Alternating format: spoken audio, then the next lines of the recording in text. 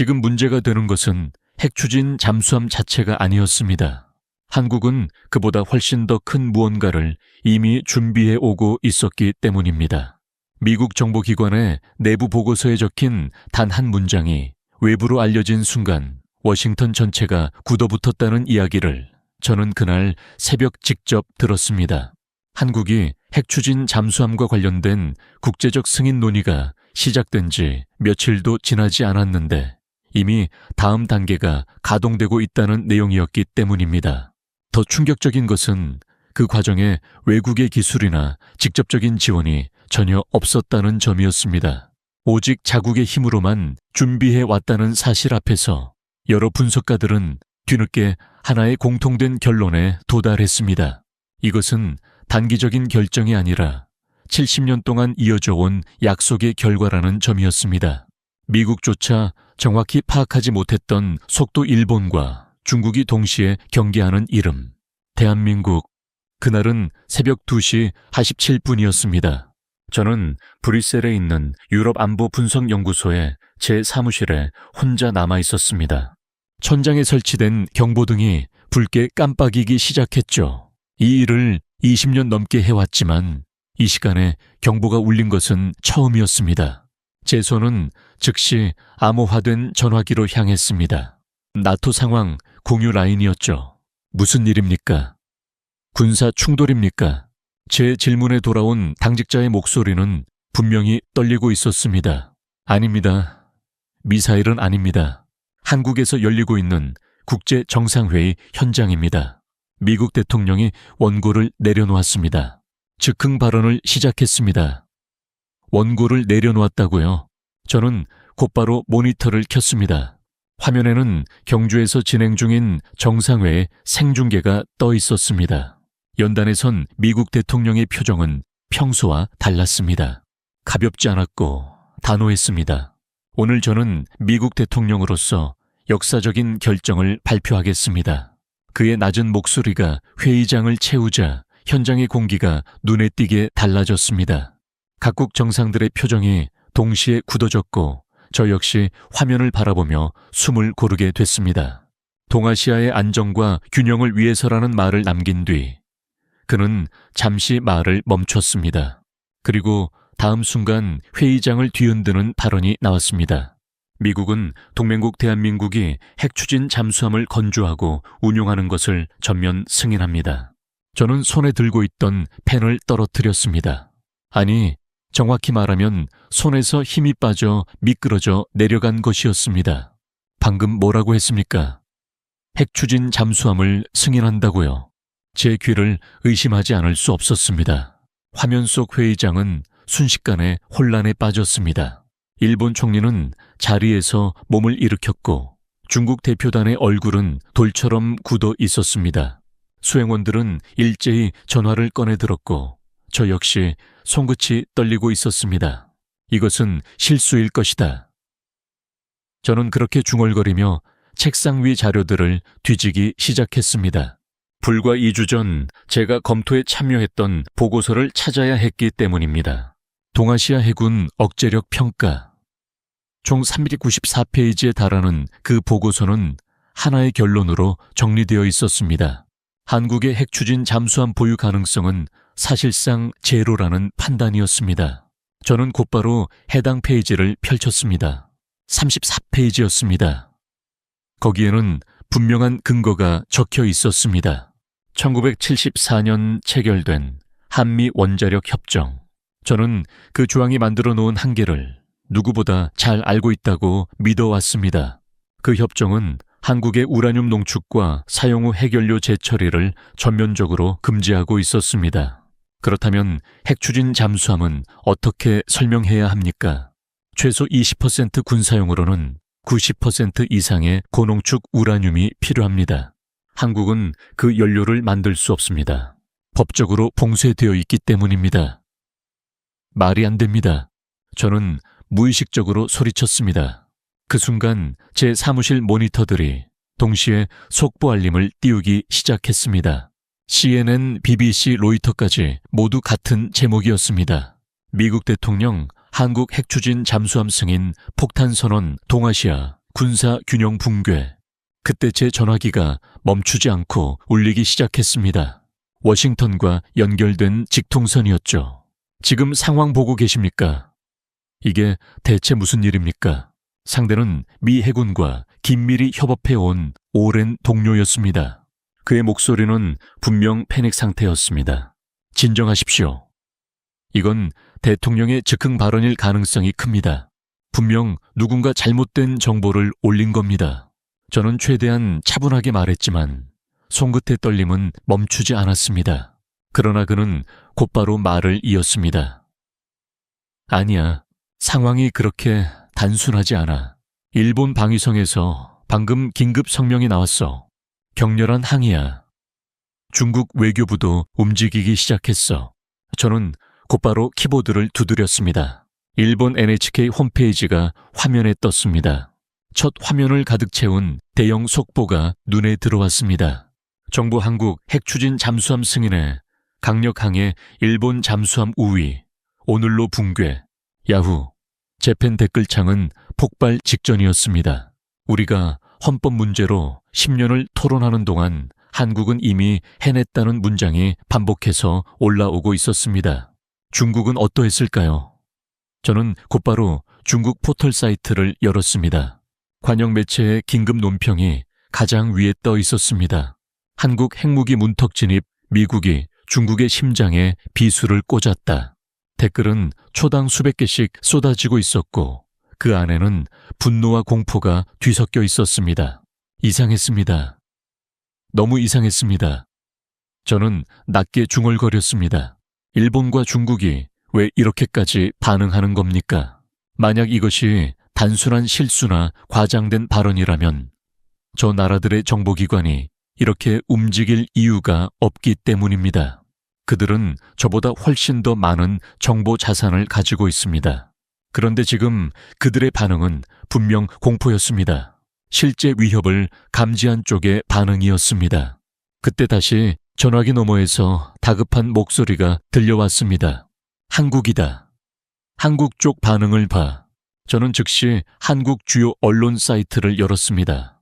그리고 그 순간 제 등골을 타고 차가운 감각이 내려갔습니다.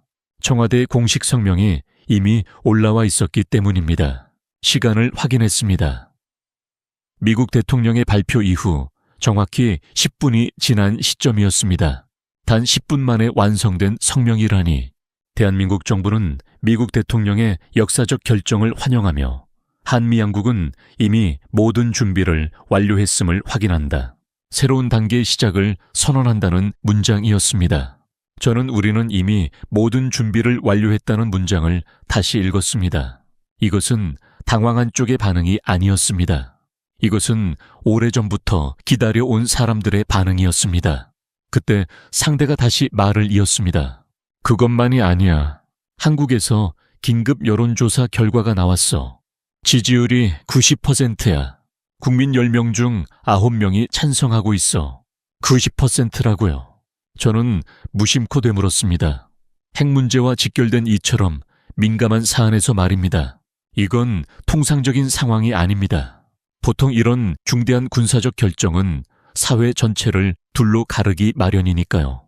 보통 이런 사안은 찬반이 팽팽하게 갈리기 마련입니다. 그런데 90%라고요. 이건 한국 국민들 역시 이미 이 상황을 알고 있었다는 뜻이 아닙니까? 그때 다시 전화가 울렸습니다. 이번에는 워싱턴 쪽이었습니다. 고위 장성이 직접 전화를 걸어온 것이었죠. 지금 당장 국방부로 오시오. 긴급회의가 소집됐소. 당신의 보고서와 대통령의 발표가 정면으로 충돌하고 있어. 설명이 필요하오. 전화를 끊고 저는 천천히 자리에서 일어났습니다. 다리에 힘이 풀린 것이 느껴졌죠. 모니터를 다시 바라봤습니다. 전 세계가 동시에 요동치고 있었습니다. 일본 국회, 중국 외교부 러시아의 공식 논평, 유럽의 분석 보고서까지 모두가 하나의 단어에 집중하고 있었습니다. 코리아. 저는 책상 위에 놓인 제 보고서를 집어들었습니다. 394페이지 분량의 연구 결과물. 제 경력 전체의 자부심이었던 그 보고서가 그날따라 유난히 무겁게 느껴졌습니다. 사무실 문을 나서며 저는 혼잣말처럼 중얼거렸습니다. 한국은 도대체 무엇을 준비해 온 것인가? 그들은 어떻게 70년 동안 이어진 금기를 넘은 것인가? 새벽 3시에 워싱턴 거리는 고요했습니다. 그러나 저는 알고 있었습니다. 이 고요함은 곧 폭풍으로 바뀔 것이라는 사실을 말입니다. 그리고 그 폭풍의 한가운데에는 제가 전혀 알지 못했던 한국의 진실이 있다는 것도요. 새벽 4시 펜타곤 지하 3층 상황실은 평소라면 비어 있어야 할 시간이었습니다. 하지만 그날은 달랐습니다. 국방부 고위 장성들, 국가안보회의 관계자들, 국무부 아시아 담당 인사들까지 모두 긴급 소집되어 있었습니다. 회의실 맨 앞자리에 사성 장군이 앉아 있었습니다. 제가 문을 열고 들어서는 순간 모든 시선이 제게 쏠렸습니다. 그는 손바닥으로 테이블을 강하게 내려쳤습니다. 설명을 듣고 싶소. 당신의 보고서와 대통령의 발표 둘 중 하나는 틀렸소. 어느 쪽입니까? 저는 가방에서 보고서를 꺼냈습니다. 손이 떨렸지만 최대한 침착하게 입을 열었습니다. 장군님, 제 보고서는 명확한 데이터에 근거해 작성됐습니다. 1974년 협정에 따라 한국은 우라늄 농축이 불가능합니다. 핵추진 잠수함의 핵심은 고농축 우라늄입니다. 연료가 없으면 잠수함은 움직일 수 없습니다. 이것은 단순한 정치 문제가 아니라 물리학의 문제입니다. 그때 한 보좌관이 끼어들었습니다. 그렇다면 대통령이 사실과 다른 말을 했다는 겁니까? 저는 고개를 저었습니다. 아닙니다. 대통령이 잘못된 정보를 전달받았거나 상황을 충분히 인지하지 못했을 가능성이 큽니다.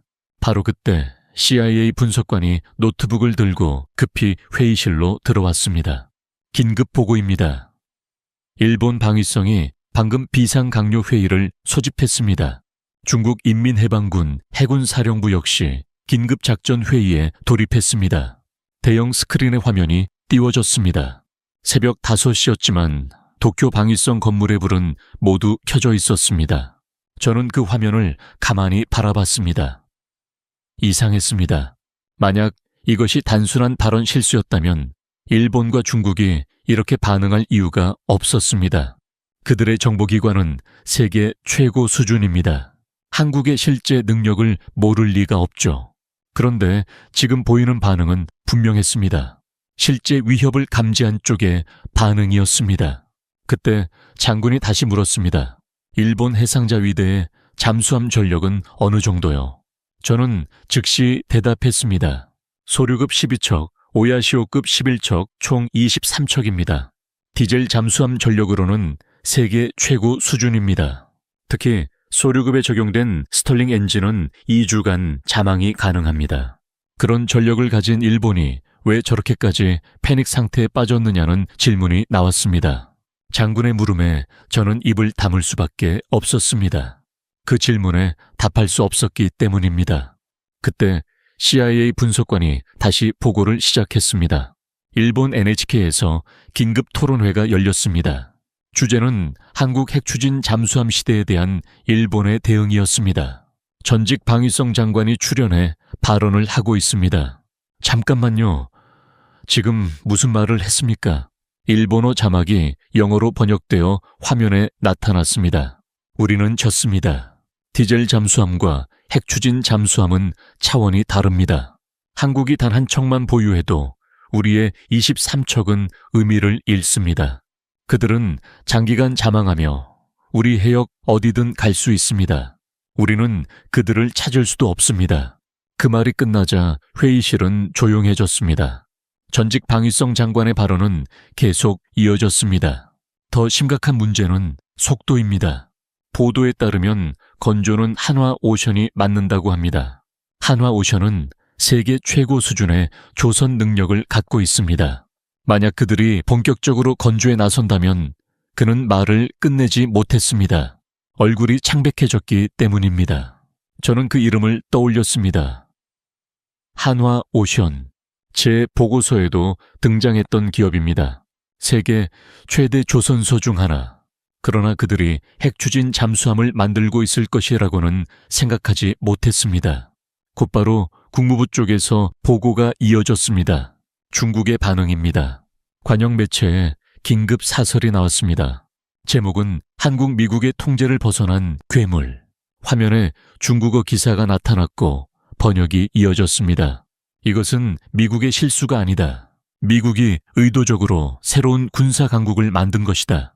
한국의 조선 기술과 원자력 기술, 반도체 기술이 결합되면 그들은 10년 안에 중국 해군을 능가할 것이다. 아니 어쩌면 미국 해군마저 위협할 것이다. 미국 해군을 위협한다고요. 저는 코웃음을 쳤습니다. 말이 되지 않는다고 생각했기 때문입니다. 미국 해군은 항공모함과 수많은 핵 잠수함을 보유하고 있습니다. 한국이 아무리 성장했다고 해도.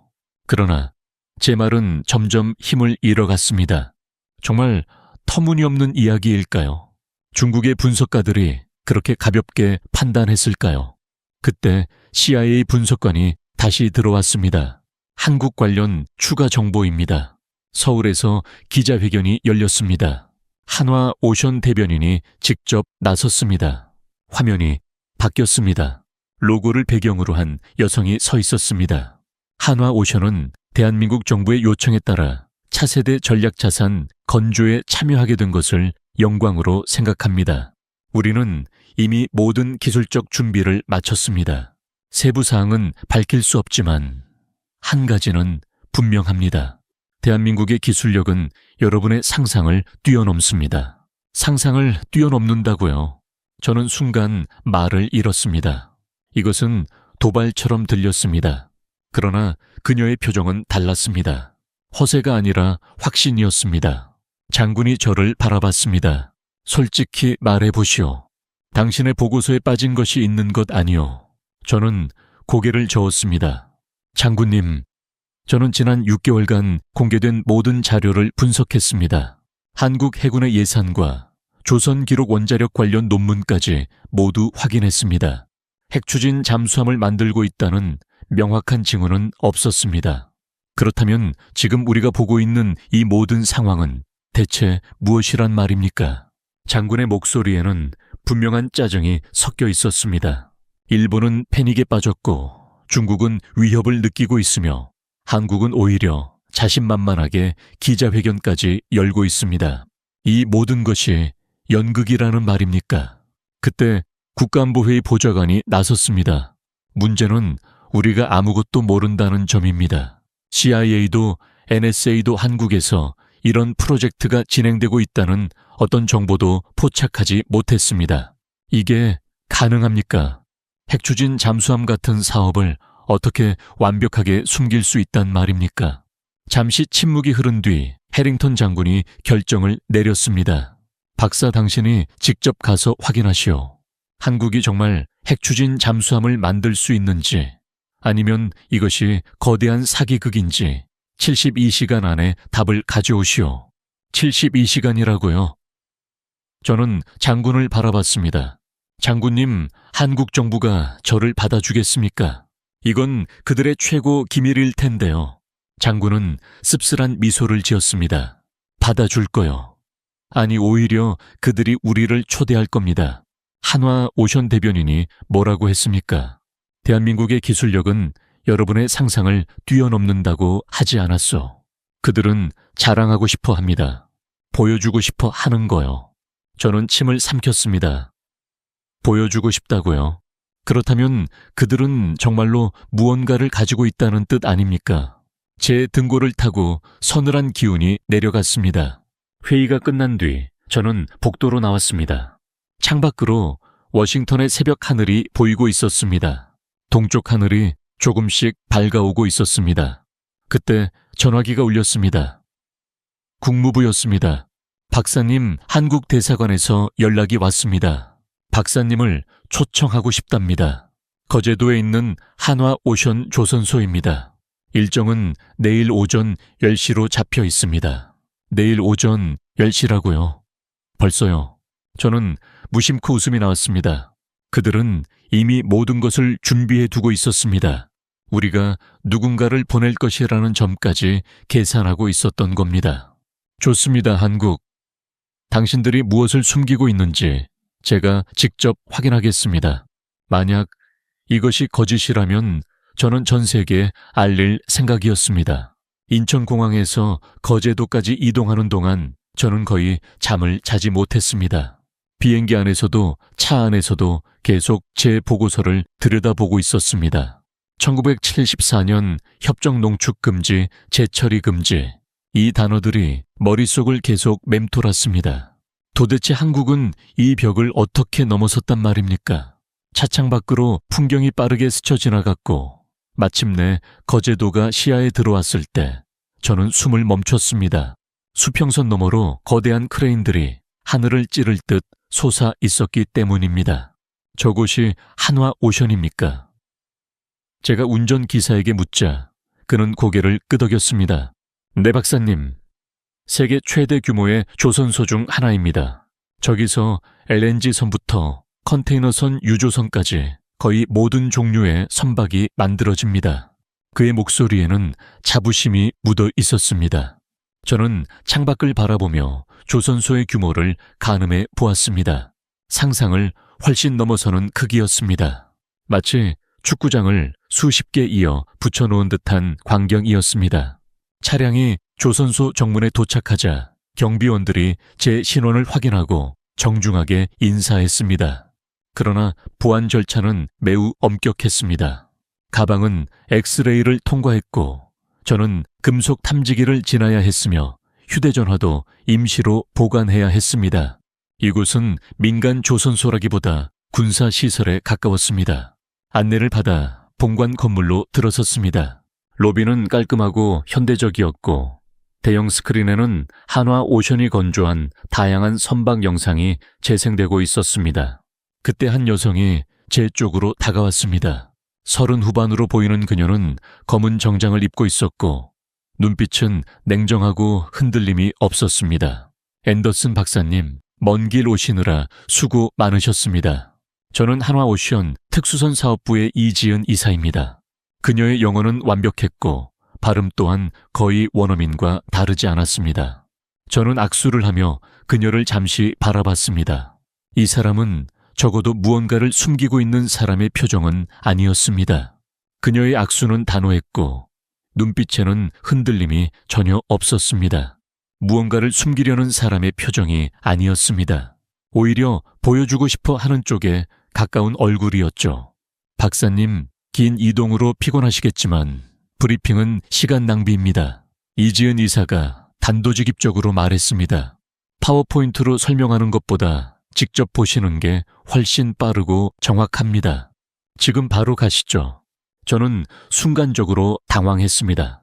보통 이런 방문은 회의실에 앉아 몇 시간씩 설명을 듣는 것이 관례입니다. 하지만 그녀는 그런 절차를 완전히 생략하고 있었습니다. 저는 말없이 그녀를 따라 건물 밖으로 나섰습니다.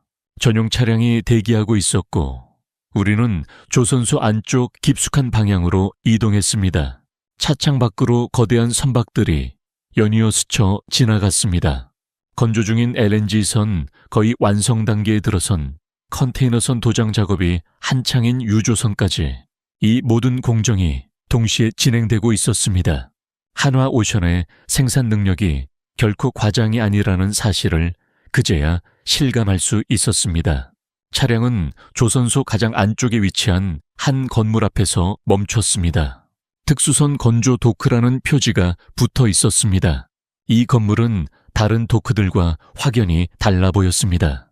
외벽은 일반적인 철골 구조가 아니라 두꺼운 콘크리트였고 창문은 하나도 보이지 않았습니다.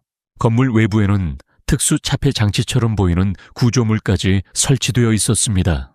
분명 무언가를 숨기기 위해 만들어진 공간이었습니다. 이지은 이사가 보안 카드를 인식시키자 육중한 철문이 천천히 열리기 시작했습니다. 공기압이 빠져나가는 듯한 낮은 소리가 울렸고 문이 완전히 열리기까지 거의 30초가 걸렸습니다. 저는 무의식적으로 숨을 고른 채 그 광경을 지켜봤습니다. 준비되셨습니까, 박사님? 그녀가 돌아보며 물었습니다. 입가에는 묘한 미소가 떠 있었습니다. 곧 무언가를 보여주겠다는 확신이 담긴 표정이었습니다.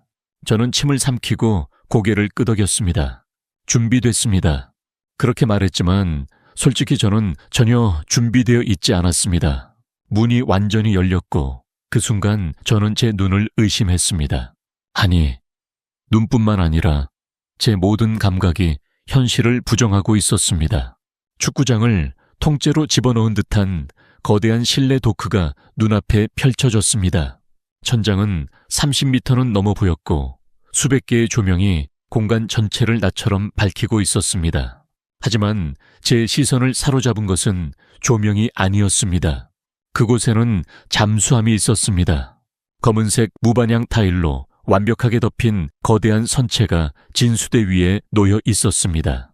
곡선은 유려하면서도 위압적이었고 표면은 마치 살아있는 생명체의 피부처럼 매끄러웠습니다. 제 목소리는 떨렸고 입술은 바짝 말라 제대로 발음조차 되지 않았습니다. 저건 설계도가 아니라 실물입니까? 이지은 이사는 놀라울 정도로 담담한 어조로 대답했습니다. 네, 박사님. 저것이 대한민국 최초의 핵추진 잠수함 SSN-001 장영실함입니다. 현재 진수 준비가 완료된 상태입니다.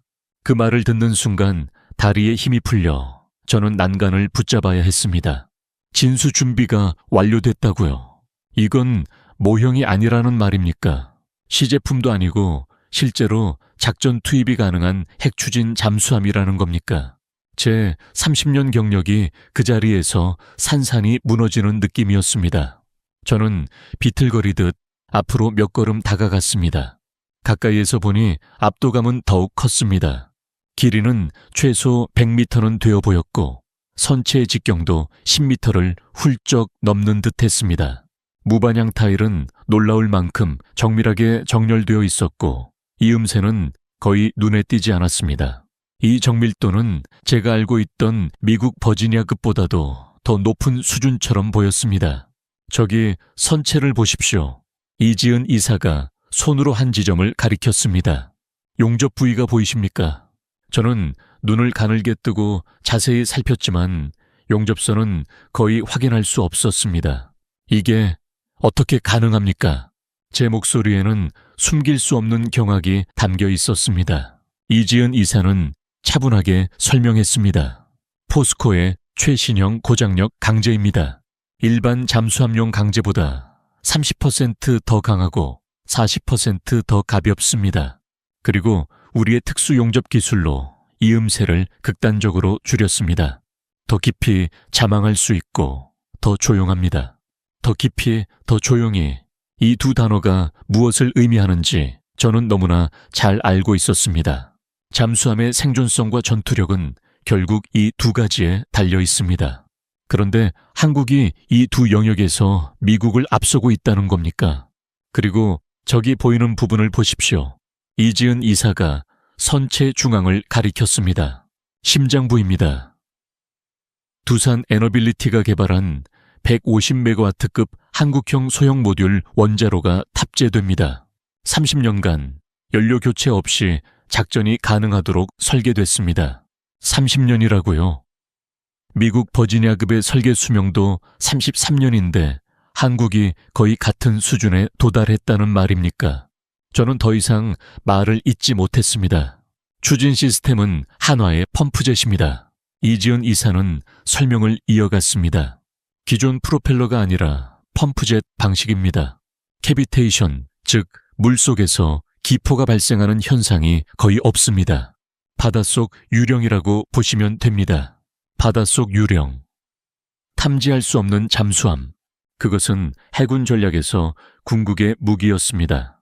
그리고 함교 앞쪽을 보시면 VLS 수직 발사관이 10셀 있습니다. 그녀가 다시 손으로 가리켰습니다. 여기에 현무 4계열 순항 미사일이 탑재됩니다. 사거리 3000km, 순항 속도 마하 0. 8종말 단계에서는 마하 1까지 가속이 가능합니다. 동아시아 전역을 사정권에 둘 수 있습니다. 그 말을 듣는 순간 등골이 서늘해졌습니다. 핵추진 잠수함에 장거리 순항 미사일을 결합한다는 것은 한국이 사실상 전략 타격 능력을 확보했다는 의미였습니다.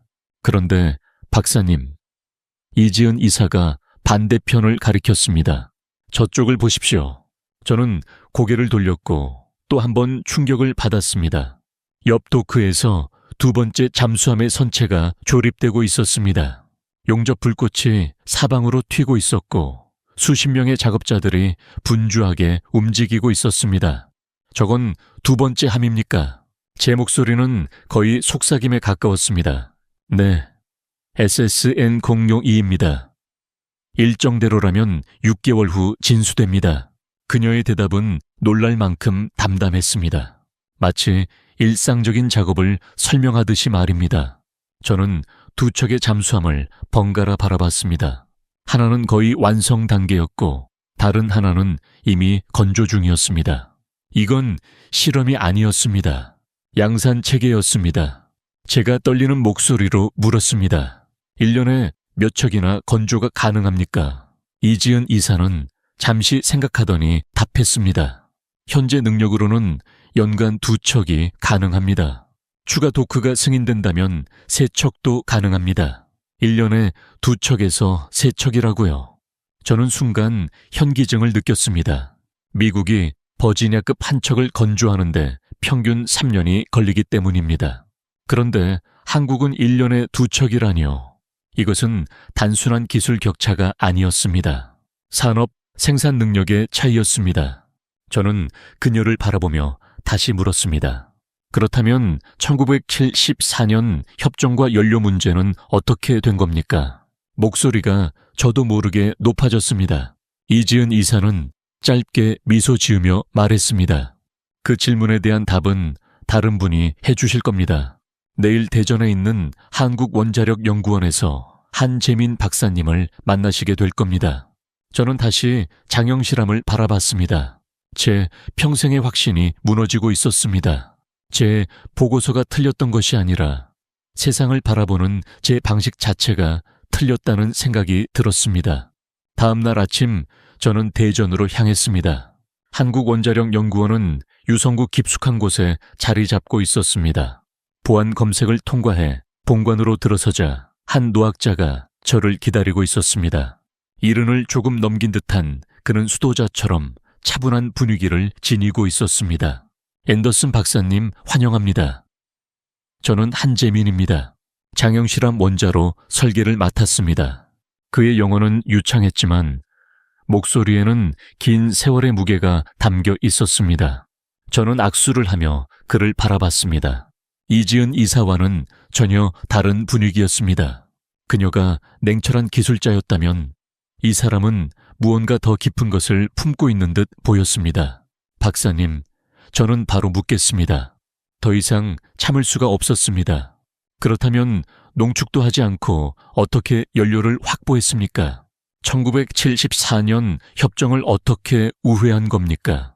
제 목소리에는 초조함이 묻어 있었습니다. 한재민 박사는 잠시 저를 바라보다가 천천히 고개를 저었습니다. 질문이 잘못됐습니다. 앤더슨 박사, 그는 낮은 목소리로 말했습니다. 당신은 지금 어떻게를 묻고 있습니다. 하지만 제가 먼저 말씀드려야 할 것은 왜입니다. 저는 순간 멈칫했습니다. 왜라고요? 저는 기술적인 설명을 기대하고 있었는데 그는 전혀 다른 질문을 꺼내 들고 있었습니다. 한재민 박사는 창밖을 바라보며 말을 이었습니다. 1950년 6월 25일 우리는 이 바다에서 모든 것을 잃었습니다. 소총 한 자루 제대로 없던 나라였습니다. 그날 우리 선배들은 다짐했습니다. 다시는 힘이 없어서 당하지 않겠다고 말입니다. 저는 그의 말을 들으며 묘한 불편함을 느꼈습니다.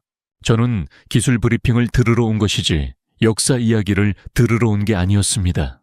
하지만 한재민 박사는 제 표정과 상관없이 말을 이어갔습니다.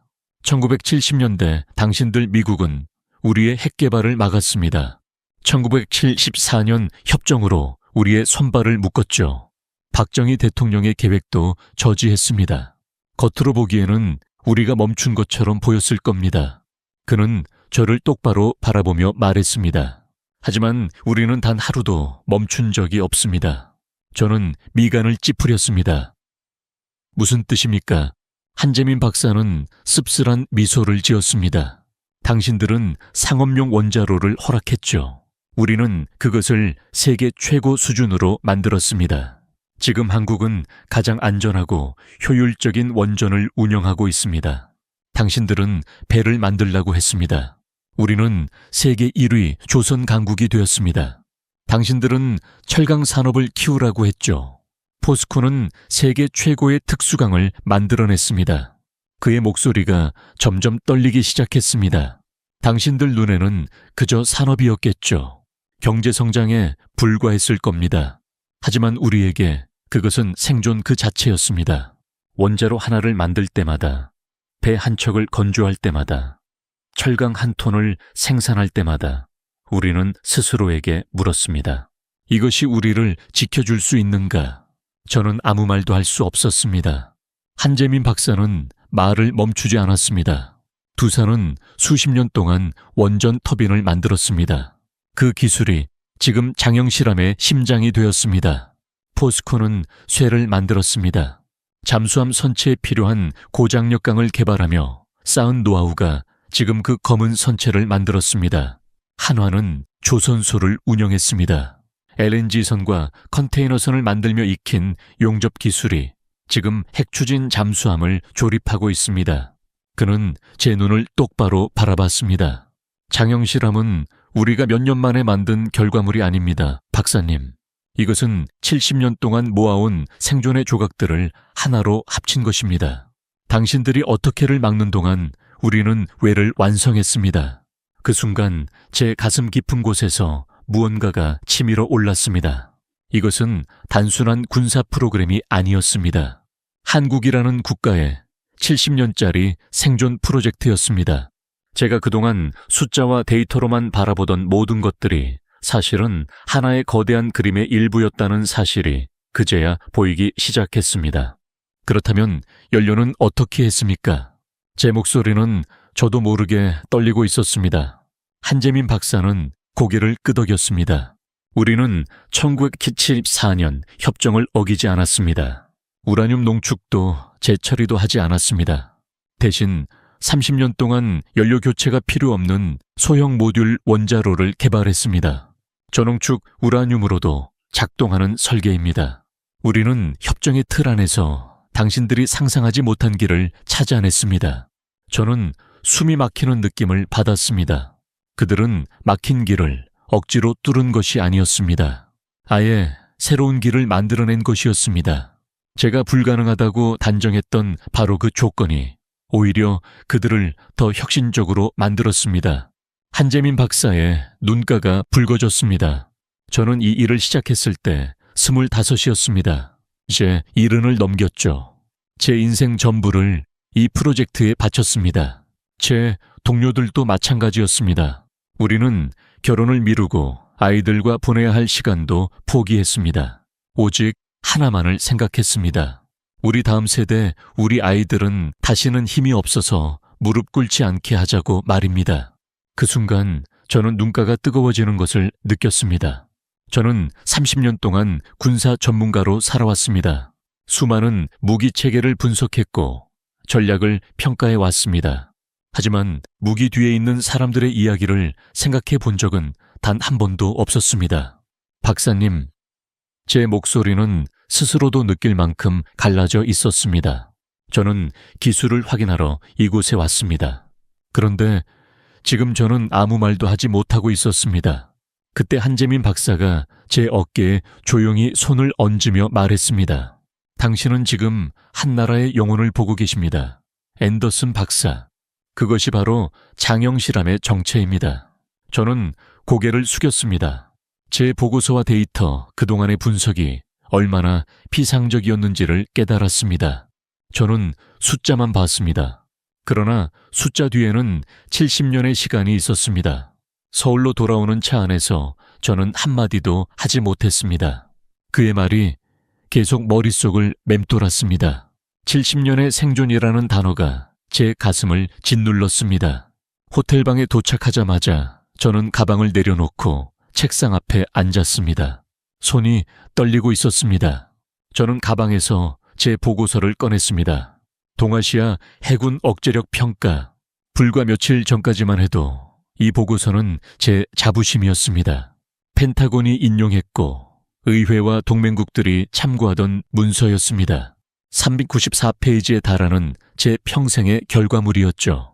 하지만 지금 그 보고서는 손에 들기조차 무거웠습니다. 저는 천천히 34페이지를 펼쳤습니다. 한국의 핵추진 잠수함 보유 가능성 0%. 이 문장을 쓰기 위해 저는 수백 시간을 투자했습니다. 그런데 지금 이 문장은 완전히 잘못돼 있었습니다. 아니, 애초에 질문 자체가 잘못돼 있었습니다. 저는 보고서를 집어들고 한 장씩 찍기 시작했습니다. 첫 장이 찢어지는 소리가 조용한 방에 울렸습니다. 두 번째, 세 번째. 저는 멈추지 않았습니다. 30년 경력의 전문가가 반년 동안 쓴 보고서가 제 손으로 사라지고 있었습니다. 마지막 페이지까지 찢은 뒤 저는 그것들을 쓰레기통에 넣었습니다. 그리고 노트북을 켰습니다. 빈 화면에 커서가 깜빡이고 있었습니다. 저는 키보드에 손을 올리고 제목을 적기 시작했습니다. 현실 재평가, 대한민국 생존에서 지배자로. 손가락이 움직이기 시작했습니다. 첫째, 장영실함은 실제로 존재합니다. 이것은 설계도가 아니라 완성된 핵추진 잠수함입니다. 진수를 앞두고 있으며 단기간 내 작전 배치가 가능합니다. 저는 밤새 글을 썼습니다. 커피를 몇 잔이나 마셨는지는 기억나지 않습니다. 둘째 기술 수준은 미국의 버지니아급과 동등하거나 일부 영역에서는 이를 넘어섭니다. 이 문장을 쓰는 순간 손이 다시 떨렸습니다. 소형 모듈 원자로와 저소음 추진 기술은 현재 우리가 가진 기준을 앞서고 있습니다. 셋째, 생산 속도는 결정적 변수입니다. 한국은 짧은 시간 안에 여러 척의 전력을 확보할 수 있습니다. 잠시 창밖을 바라봤습니다. 서울의 불빛이 밤을 밝히고 있었습니다. 1950년 폐허였던 이 도시는 이제 세계에서 가장 밝은 도시 중 하나가 돼 있었습니다. 넷째, 이것은 단순한 군사 사업이 아닙니다. 1950년부터 이어진 국가생존 프로젝트의 완성입니다. 수십 년간 축적된 기술과 생존의 의지가 하나로 모인 결과입니다. 저는 숨을 고르고 마지막 문장을 썼습니다. 결론. 미국 대통령의 승인은 허락이 아니었습니다. 이미 완성된 현실을 인정한 것뿐이었습니다. 우리는 대한민국을 허락한 것이 아니라 그들의 완성을 목격했을 뿐입니다. 그들은 더 이상 우리의 승인을 필요로 하지 않습니다. 시계를 보니 새벽 5시였습니다. 밤새 글을 썼습니다. 눈은 충혈됐고 손은 저렸지만 마음은 이상할 정도로 가벼웠습니다. 저는 처음으로 진실을 썼다고 느꼈습니다. 저는 제목 아래에 한 줄을 덧붙였습니다. 이 보고서를 한재민 박사에게 바칩니다. 당신이 보여준 70년의 헌신에 경의를 표합니다. 그 문장을 입력한 뒤 이메일 프로그램을 열었습니다. 수신자는 펜타곤 작전본부장 국가안보 보좌관 국무장관이었습니다. 제목은 긴급 대한민국 핵추진 잠수함 프로그램 현장 조사 최종 보고서. 저는 잠시 손을 멈췄다가 전송 버튼을 눌렀습니다. 이메일이 전송되는 순간 저는 알 수 있었습니다. 이 보고서가 워싱턴에 도착하는 순간 모든 것이 달라질 거라는 사실을 말입니다. 저는 창밖을 바라보며 낮게 중얼거렸습니다. 한국 당신들은 해냈습니다. 70년 만에 정말로 해냈어요. 제 보고서가 워싱턴에 도착한 시간은 서울 기준 오전 6시, 워싱턴 기준으로는 전날 오후 5시였습니다. 그제야 긴장이 풀렸는지 저는 호텔 침대에 쓰러졌습니다. 2시간쯤 잤을까요? 전화벨 소리에 잠에서 깼습니다. 펜타곤이었습니다. 앤더슨 박사, 지금 즉시 화상회의에 접속하십시오. 긴급 상황입니다. 저는 비틀거리며 일어나 노트북을 켰습니다. 링크를 클릭하자 펜타곤 상황실 화면이 나타났습니다. 해링턴 장군을 포함해 국방부 고위 인사들이 모두 모여 있었습니다. 그리고 그들의 얼굴에는 공통된 표정이 떠 있었습니다. 공포에 가까운 표정이었습니다. 앤더슨 박사, 당신의 보고서를 읽었소. 해링턴 장군이 무거운 목소리로 말했습니다. 그리고 이 보고서가 이미 유출됐소. 일본과 중국 정보기관이 입수했다는 보고가 올라왔소. 저는 순간 말을 잃었습니다. 어떻게 그렇게 빨리 유출될 수 있습니까? 장군은 씁쓸하게 웃었습니다. 누군가 의도적으로 흘린 것 같소. 그때 화면이 전환되며 일본 NHK에 긴급 뉴스가 나왔습니다. 미국 국방부 기밀 보고서 유출 한국 핵잠수함 미국 수준 능가. 아나운서의 목소리는 눈에 띄게 떨리고 있었습니다. 보고서 작성자인 마이클 앤더슨은 한국이 연간 2척의 핵추진 잠수함을 건조할 수 있으며 기술 수준은 미국 버지니아급과 동등하거나 일부를 능가한다고 결론지었다고 전하고 있었습니다. 일본의 잠수함 우위는 사실상 붕괴됐습니다. 일본 방송 화면 속 전직 방위성 장관은 창백한 얼굴로 말하고 있었습니다. 한국이 10년 동안 20척을 건조한다면 그들은 아시아 해양 패권국이 됩니다. 일본은 이제 한국의 동의 없이는 자국 해역조차 자유롭게 항해할 수 없게 될 것입니다. 화면은 곧 중국 방송으로 넘어갔습니다. 반응은 더욱 격렬했습니다. 한국의 속도라면 10년 안에 미 해군마저 추월할 것이다. 중국 군사평론가는 흥분한 목소리로 외쳤습니다. 이것은 미국이 의도한 결과가 아닙니다. 미국은 지금 자신들이 통제할 수 없는 괴물을 만들어냈다는 사실을 깨닫고 있습니다. 한국은 미국의 통제에서 벗어나 아시아의 새로운 중심이 될 것입니다. 저는 화면을 보며 식은땀이 흘러내리는 것을 느꼈습니다. 제 보고서가 이렇게 빠르게, 이렇게 폭발적으로 퍼질 줄은 예상하지 못했습니다. 그리고 이렇게까지 과격하게 해석될 줄도 몰랐습니다. 잠시 후 해링턴 장군이 다시 화면에 나타났습니다. 앤더슨 박사 상황이 심각해졌소. 그는 말을 멈추고 깊은 한숨을 내쉬었습니다. 대통령이 방금 백악관 상황실에서 긴급 회의를 소집했소. 그리고 그는 지금 상당한 공포에 빠져 있소. 화면이 다시 바뀌며 백악관 상황실 장면이 나타났습니다. 대통령은 테이블을 주먹으로 내리치며 고함을 치고 있었습니다. 이건 내가 원한 게 아니야. 나는 한국에 잠수함 몇 척을 허락하는 줄 알았어. 동맹국을 돕는다고 생각했단 말이야. 그는 머리를 움켜쥔 채 계속 소리쳤습니다. 그런데 저 보고서가 뭐라고 말하고 있나? 미국을 능가한다고 하지 않나? 10년 후면 우리를 뛰어넘는다고. 이건 재앙이야.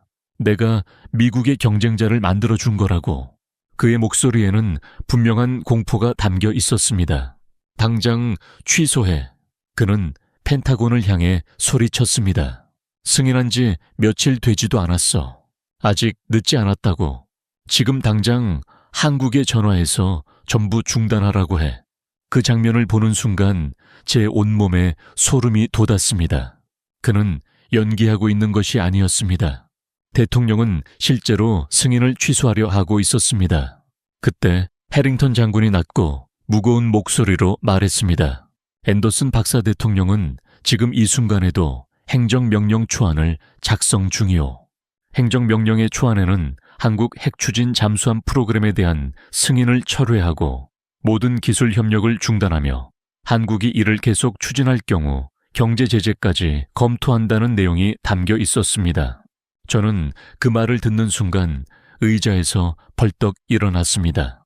장군님, 안 됩니다. 이건 미친 짓입니다. 그러자 NSC 보좌관이 냉정한 목소리로 말했습니다. 박사 대통령은 행정부의 수장입니다. 대통령이 승인한 것은 대통령이 취소할 수 있습니다. 법적으로 전혀 문제가 없습니다. 저는 거의 소리를 지르다시피 말했습니다. 법적으로 가능하다고 해서 현실적으로 가능한 건 아닙니다. 장군님 여러분, 제 말을 좀 들어주십시오. 한국의 장영실함은 이미 진수를 앞두고 있습니다. 두 번째 함은 건조가 진행 중입니다. 이건 하루아침에 나온 계획이 아닙니다. 70년에 걸친 프로젝트입니다. 트럼프 대통령의 승인은 단지 이미 완성된 현실을 인정한 것에 불과했습니다. 하지만 국무부 담당관이 즉각 반박했습니다. 그렇다면 더더욱 지금 막아야 합니다. 박사 지금 막지 않으면 10년 후 한국이 미국을 뛰어넘게 됩니다. 대통령은 그 상황을 결코 용납할 수 없습니다. 저는 머리를 움켜쥐었습니다. 여러분은 아직도 한국을 우리가 통제할 수 있는 나라라고 생각하고 있습니다. 하지만 저는 거제도에서 직접 봤습니다. 저는 장영실함을 받고 한재민 박사를 만났습니다. 그들은 이 순간을 70년 동안 준비해 왔습니다. 그들은 애초에 우리의 승인을 필요로 하지 않았습니다. 저는 고개를 저으며 절박하게 말을 이었습니다. 장군님, 만약 우리가 이렇게 행동한다면 어떤 일이 벌어질지 생각해 보셨습니까? 한국은 배신당했다고 느낄 겁니다. 70년 동맹을 우리가 일방적으로 파괴하는 것과 다르지 않습니다. 그들은 결코 우리를 용서하지 않을 겁니다. 그러자 NSC 보좌관이 비웃듯 말했습니다. 그렇다면 한국을 제재하면 됩니다. 기술 이전 금지 경제 제재, 군사 동맹 재검토. 한국은 미국 없이 살 수 없습니다. 결국 우리 앞에 무릎을 꿇게 될 겁니다. 저는 그 순간 깨달았습니다. 이 사람들은 아무것도 이해하지 못하고 있다는 사실을 말입니다. 저는 최대한 침착하지만 단호하게 입을 열었습니다. 여러분, 만약 우리가 한국을 제재한다면 어떤 결과가 나오는지 아십니까? 한국은 세계에서 가장 조용한 핵추진 잠수함을 가진 적국이 됩니다. 회의실이 완전히 조용해졌습니다. 저는 말을 이어갔습니다. 한국은 이미 미국의 도움 없이도 북한, 중국, 일본을 동시에 억제할 수 있는 능력을 갖췄습니다. 그들은 지역 억제 체제를 완성했습니다. 우리가 그들을 위협하는 순간 그들은 우리에게서 완전히 등을 돌릴 겁니다. 그리고 그 기술을 다른 나라에 넘길 수도 있습니다. 캐나다, 호주, 폴란드, 심지어 영국까지도 한국의 핵추진 잠수함을 원하게 될 겁니다. 제 목소리는 점점 떨리고 있었습니다. 그때 우리가 잃게 되는 것은 무엇일까요? 70년 동맹국을 잃고 아시아에서 가장 강력한 해군 전력을 적으로 돌리며 전 세계에 미국의 약속은 믿을 수 없다는 메시지를 보내게 됩니다. 트럼프 대통령은 승인을 취소할 수 있습니다. 법적으로는 가능합니다. 하지만 그 순간 미국은 훨씬 더 많은 것을 잃게 됩니다. 저는 준비해 온 자료를 화면에 띄웠습니다. 연구소에서 긴급 시뮬레이션을 진행했습니다. 3가지 시나리오입니다. 첫 번째, 우리가 승인을 철회하고 한국의 프로그램 중단을 요구할 경우입니다. 그래프가 화면에 나타났습니다. 한국은 이를 거부하고 독자적으로 프로그램을 계속할 것입니다. 이미 모든 핵심 기술을 보유하고 있기 때문입니다. 우리의 승인은 애초에 필수 조건이 아니었습니다. 결과는 분명합니다. 우리는 70년 동맹을 잃고 한국은 세계에서 가장 조용한 핵추진 잠수함을 보유한 적국이 됩니다. 그때 국무장관이 끼어들었습니다. 그렇다면 경제 제재를 하면 되지 않겠습니까? 저는 2번째 그래프를 띄웠습니다. 2번째 시나리오입니다. 우리가 한국을 제재할 경우 한국은 반도체 수출을 제한할 것이고 우리의 첨단 산업은 즉각적인 타격을 받게 됩니다. 동시에 한국은 핵추진 잠수함 기술을 다른 국가들에 판매하기 시작할 것입니다. 화면에는 국가 목록이 나타났습니다. 이미 관심을 보이고 있는 나라들입니다. 캐나다, 호주, 폴란드, 스페인, 그리고 영국까지 포함돼 있었습니다. 한국의 건조 속도와 가격 경쟁력은 우리의 방위 산업을 압도합니다. 그 순간 우리 방위 산업은 어떤 선택지를 갖게 될까요? 회의실이 다시 조용해졌고 대통령은 아무 말도 하지 못하고 있었습니다. 저는 3번째 그래프를 화면에 띄웠습니다. 3번째 시나리오입니다. 만약 우리가 한국을 군사적으로 위협한다면 이건 시뮬레이션조차 필요하지 않습니다. 한국은 이미 우리 도움 없이도 북한, 중국, 일본을 동시에 상대할 수 있는 능력을 갖췄습니다. 그들은 지역 단위 억제력을 완성했습니다. 저는 잠시 말을 멈추고 깊게 숨을 들이마셨습니다. 그리고 가장 중요한 결론을 말했습니다. 대통령님, 이지은 이사와 한재민 박사를 직접 만나본 제 결론은 이것입니다. 그들은 우리를 뛰어넘으려는 것이 아닙니다. 다시는 무시당하지 않으려는 겁니다. 1950년의 폐허에서 시작해 70년 동안 피와 땀으로 일어선 나라입니다. 그들에게 핵추진 잠수함은 무기가 아니라 생존의 증명입니다. 그때 국방장관이 냉소적으로 물었습니다. 그래서 박사는 우리가 어떻게 하길 바란다는 겁니까? 저는 단호하게 답했습니다. 그들에게 굴복하십시오. 그것이 미국이 아시아에서 영향력을 잃지 않는 유일한 길입니다. 굴복이라는 단어가 회의실에 울려 퍼지자 공기가 얼어붙었습니다. 그러나 저는 말을 멈추지 않았습니다. 대통령의 승인은 그들을 허락한 것이 아니었습니다. 이미 달리고 있던 열차에 미국이 마지막으로 올라탄 것뿐입니다. 지금 우리가 열차에서 내리면 그 열차는 우리 없이도 계속 달릴 겁니다. 하지만 우리가 자리를 지키고 있다면 최소한 방향에는 영향을 줄 수 있습니다. 트럼프 대통령은 긴 침묵에 빠졌습니다. 그의 얼굴에서 분노는 사라지고 깊은 고민만이 남아 있었습니다. 5분쯤 흘렀을까요? 그는 마침내 입을 열었습니다. 백악관 대변인을 불러 성명을 준비하라고 지시했습니다. 내용은 잠시 말을 멈춘 뒤 이어졌습니다. 한미동맹에 새로운 장이 열렸으며 이것은 내가 처음부터 의도한 전략적 결정이었다고 발표해 그 순간 저는 확신했습니다. 미국 대통령이 굴복했다는 사실을 말입니다. 법적으로는 승인을 취소할 수 있었지만 현실은 그를 굴복시켰습니다. 70년 동안 준비해온 한국의 의지 앞에서 세계 최강국 미국조차 고개를 숙일 수밖에 없었습니다. 트럼프 대통령의 선택은 순식간에 전 세계로 퍼져나갔습니다. 백악관 성명이 발표된 지 1시간도 지나지 않아 연쇄 반응이 시작됐습니다. 저는 서울의 호텔방에서 그 모든 장면을 실시간으로 지켜보고 있었습니다. 가장 먼저 무너진 것은 일본이었습니다. NHK의 긴급 뉴스가 화면을 채웠습니다. 일본은 이제 과거에 머물러 있지 않을 것입니다. 우리는 한국의 기술을 배워야 합니다. 한국은 더 이상 우리가 가르치는 나라가 아닙니다. 우리가 배워야 할 나라입니다. 70년 만에 처음으로 일본 총리의 입에서 나온 말이었습니다. 중국의 반응은 더욱 극적이었습니다. 관영지 한 면을 가득 채운 특집 기사가 나왔습니다. 한국을 인정한다. 제목 자체가 사실상 굴복 선언이었습니다. 기사 내용은 더 놀라웠습니다. 중국은 한국의 속도를 따라잡기 위해 해군 예산을 2배로 증액하겠다고 밝혔습니다. 우리는 기술적으로 한국에 뒤처졌음을 인정한다. 그러나 반드시 따라잡겠다.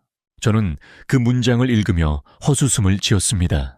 자존심 강한 중국이 기술적 패배를 공식적으로 인정하다니요. 한국은 대체 어떤 일을 해낸 것입니까? 그러나 진짜 놀라운 일은 그 다음이었습니다. 제 이메일함이 순식간에 폭주하기 시작했습니다. 캐나다 국방부, 폴란드 해군, 호주 국방성 스페인, 조선 당국, 그리고 영국 해군까지 모두 같은 요청이었습니다. 한화 오션과 접촉하고 싶다.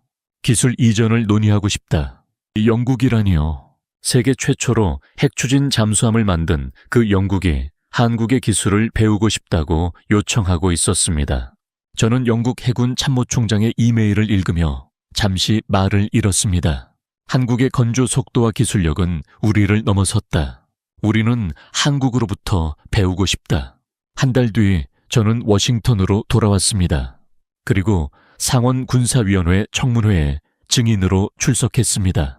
대형 회의장은 사람들로 가득 차 있었습니다. 상원 의원들, 언론군 수뇌부가 모두 모여 있었습니다. 그들은 제게 단 하나의 질문만 던졌습니다. 한국은 어떻게 이런 일을 해낸 겁니까?